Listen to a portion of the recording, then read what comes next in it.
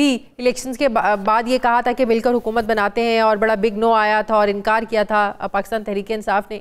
एक बार फिर से जो कोशिश करना चाह रहे हैं चेयरमैन साहब, क्या इसके लिए कुछ काम शुरू हुआ है, कोई कमेटी बनी है, किसी के जिम्मे पार्टी में लगाया है बिलावल साहब ने ये काम?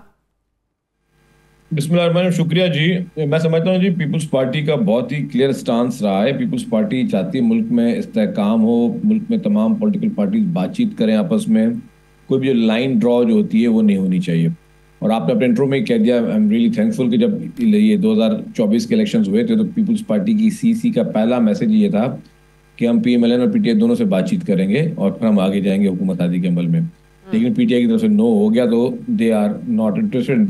पहले दे वर नॉट इंटरेस्टेड, अब का मुझे पता नहीं कि उनके इस वक्त क्या स्टांस है, लेकिन अभी भी चेयरमैन बिलावल भुट्टो ज़रदारी साहब यही चाहते हैं कि मुल्क में वो पोलराइजेशन जिसकी शुरुआत पाकिस्तान तहरीक इंसाफ ने की उसका खात्मा हो।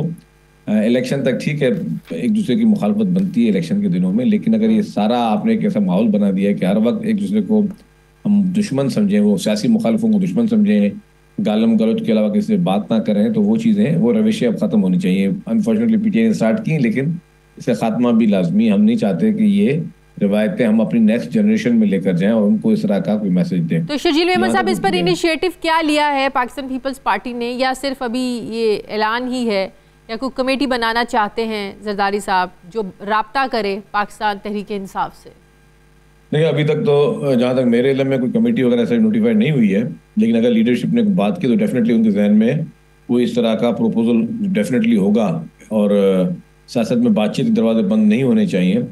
तो अभी तो मेरे ख्याल ये its primary stage, preliminary stage है, और जब ये थोड़ा और एडवांस हो जाएगी सिचुएशन तो पता चल जाएगा कि जी एग्जैक्टली किस तरह उनसे रब्ता किया जाएगा सारे उन स्टेक होल्डर से, जिस सबको एक मेज़ पे बिठाया जा सके और मिल बैठकर चीज़ों को आगे लेकर जाए। इन तमाम स्टेक होल्डर्स में जाहिर है पाकिस्तान तहरीक इंसाफ एक बड़ी जमात, एक बड़ी अपोजिशन जमात, इस हकीकत से इनकार नहीं जिसको लीड करते हैं इमरान खान। तो क्या इमरान खान से भी मुलाकात, जाहिर है बहुत से ऐसे मामलात हैं जिस पर सबका इकट्ठा बैठना बहुत ज़रूरी है, जिसमें दहशतगर्दी एक बहुत बड़ा चैलेंज है जिसे पूरा पाकिस्तान इसको इस वक्त फेस कर रहा है, एक बड़ा चैलेंज बनी हुई है। तो जाहिर है पाकिस्तान तहरीक इंसाफ को उसमें भी सपोर्ट करना चाहिए दहशतगर्दी के ख़ात्मे के लिए, तो उनका बैठना बड़ा ज़रूरी है।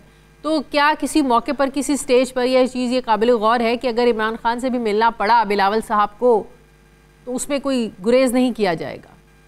देखिए जी, मैं समझता हूँ कि पीपल्स पार्टी वाहिद जमात है जिसमें प्रेसिडेंट आसिफ अली जरदारी साहब हों या चेयरमैन बिलावल भुट्टो ज़रदारी साहब हों, उन्होंने कभी भी, मैंने कहा कि लकीरें नहीं खींची, उन्होंने कभी नहीं कहा, ना कभी बयान दिया कि मैं कभी ज़िंदगी में जो है इमरान खान से बात नहीं करेंगे, इमरान खान से बातचीत नहीं हो सकती है।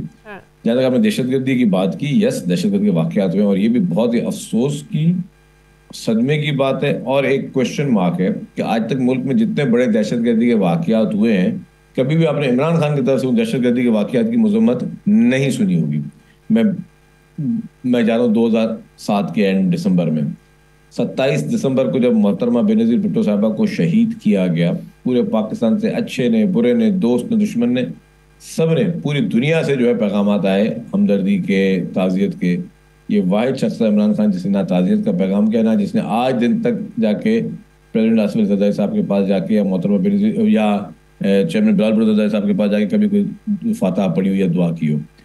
जहाँ तक आपको भी याद होगा, मुझे भी याद है, अगर याददाश्त कमज़ोर हो आप ज़रूर दुरुस्त कीजिए, जब धरना दिया था इन्होंने, आपको याद होगा 2014 में, और APS का वाक़या हो गया था, उसी वाक़े को लेकर उसकी मज़म्मत करते हुए या पूरी कौम से पूरे यकजहती करते हुए इन्होंने, आपको याद होगा, धरना ख़त्म कर दिया था। तो इसका ये मतलब तो नहीं है कि ये दहशतगर्दी को सपोर्ट करते हैं या इन्हें दुख नहीं होता, तकलीफ़ नहीं होती, या दहशत गर्दी के वाक़यात पे अफसोस नहीं होता। तो वो आपको भी याद होगा कि वो जो इनका धरना था कब इन्होंने थोड़ी तस्वीर कर देता हूँ आपको उसमें। पहले तो मैं वाक़यात बताऊँ कि पहले बात कर रहा था कि जितनी भी तालिबानाइजेशन हुई, आपने कभी तालिबान के खिलाफ कोई बयान नहीं देखा होगा। कितने वाक़यात हुए, अफसोसनाक वाक़ये हुए, अंदोनाक वाक़ये हुए। अभी कोयटा ट्रेन, बलुचिस्तान में ट्रेन का वाक़या हुआ, कोई मजम्मत, कोई उनकी फैमिली तरफ से कुछ भी नहीं। जब आपने जो बात की, धरना उन्होंने ख़त्म किया था। अब वो धरना जिसके कहने पे लगाया था इमरान खान ने, जिसके उंगली पे, जो एम्पायर की उंगली के इशारा करते थे ना, उसकी एम्पायर ने बोला कि अब उससे कंटेनर से उतर जाओ। अब बहुत हो गई। तो वो कंटेनर पे चढ़े भी एम्पायर की उंगली की वजह से थे और उतरे भी एम्पायर की उंगली की वजह से थे। तो वो हकीकत इमरान खान की वो ये है, वो ये नहीं कि कोई बहुत बड़ा उसूली शख्स था जिसने कोई उस पे उसको दुख हुआ और उसने कोई जो है वो किया। उसके बाद कितने बयान चले, आपने वो बात की एपीएस वाली, एपीएस के बाद तालिबान के खिलाफ कितने बयान दिए इमरान खान ने, मुझे आप निकाल के दे दें आपको। कितने दफा तालिबान को कंडेम किया। वो तो तालिबान के मदरसों को फंडिंग करते हुए नजर आए, वो तो तालिबान को पाकिस्तान में दफातर खुलवाने के लिए नजर आए, जिन्होंने चुन चुन के मासूम बच्चों को, हमारे मतलब खवातीन को, हमारे लीडरान को, हमारे पॉलिटिकल लीडरशिप को, हमारे जवानों को, हमारे फौजी जवानों को, सबको जिन्होंने शहीद किया, बेगुनाह लोगों को बाजारों में, मस्जिदों में, इमाम बारगाहों में जिन्होंने हमले किए, उनको एक में बयान दिखा दें पीटीआई की लीडरशिप का कि उन्होंने बहुत बड़ा मजम्मत की, वो बोला कि हम इनको इनके साथ उनको सख्ती से निपटा जाए, तो एक बयान दिखा दें, वो चीज़ ही नहीं है।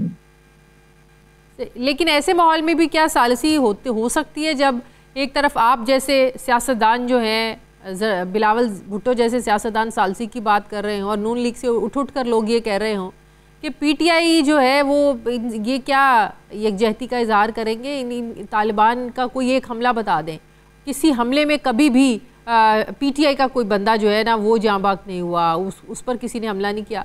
तो ये बातें क्या ऐसे माहौल में जब पूरी कौम को इकट्ठा होना है, ये कोई जमात क्यों चाहती है कि अगर हमारा एक मरा है उसके भी 2 मरने चाहिए, उसके 2 मरे उसके 4 मरने चाहिए? तो ये सोच आगे नहीं बढ़ने देगी। नहीं, मैं कहता हूँ खुदा ना खास्ता अल्लाह करे वो किसी दोस्त का भी ना मरे, ना किसी दुश्मन का भी मरे। पाकिस्तान में क्या, दुनिया भर में कोई भी बेगुनाह शख्स जो कि किसी की औलाद है या जिसकी कोई औलाद है उसको नहीं मरना चाहिए।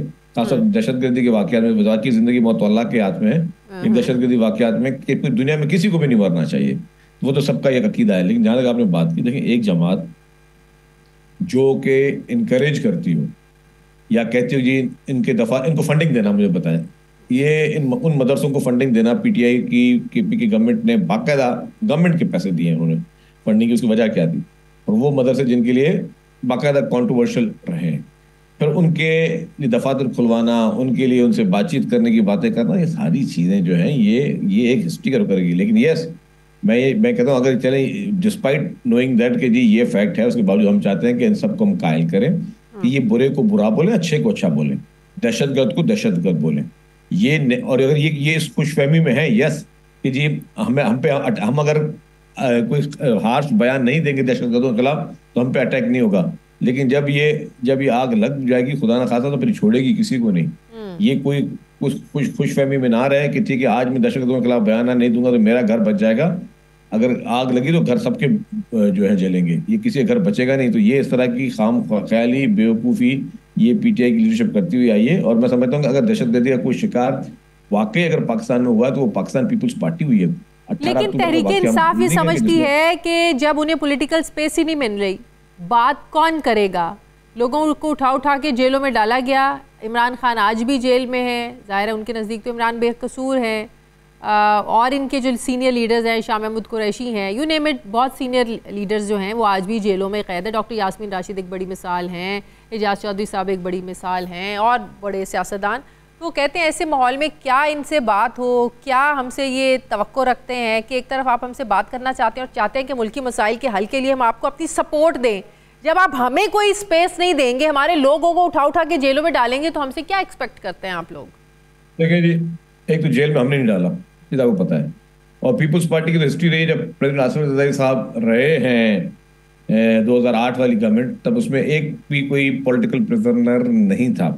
लेकिन इमरान खान के दौर में यस, मुझे याद आ गया, इमरान खान के दौर में बहुत लोग रहे हैं। प्रेसिडेंट आसिफ अली जरदारी साहब को अरेस्ट किया गया, मोहतरमा फरियाद तालपुर साहबा को अरेस्ट किया गया, आगा सिराज दुरानी को अरेस्ट किया गया, खुर्शीद शाह साहब को अरेस्ट किया गया, मुझे अरेस्ट किया गया, बेशतर लोग हम लोग अरेस्ट हुए वो इमरान खान के कहने पर हुए। नहीं, दौर उनका था, जैसे दौर आज आप लोगों का है, आज वो लोग जेलों में हैं। दौर होना अलग बात है, किसके कहने पर गिरफ्तारियां हुई ये अलग बात है। फिर इसमें मैं रहता हूँ ना, राना सनाउल्लाह साहब जिन्होंने कोई बयान दिया था इमरान खान साहब के बारे में जो कि उनको नहीं देना चाहिए था, मेरी उसमें एक डिफरेंट राय है, वो उनको थोड़ा पर्सनल बयान दिया था, तो उसके बाद जो हीरोइन डाल दिया तो वो किसी और ने नहीं किया, वो तो इमरान खान साहब की ज़ाती ख्वाहिश थी। शहरयार अफरीदी हमारे मेरे प्रोग्राम में भी बारहा ही आकर कह चुके हैं कि ये उन्होंने नहीं किया था। तो अगर उन्होंने नहीं किया तो फिर कल में क्यों पढ़ रहे थे असेंबली की फ्लोरों पे और टॉक शोज पे और प्रेस कॉन्फ्रेंसों में? अगर मेरे मिनिस्ट्री में कोई और बंदा काम करके जाता तो मुझे तो कलमे नहीं पढ़ूंगा।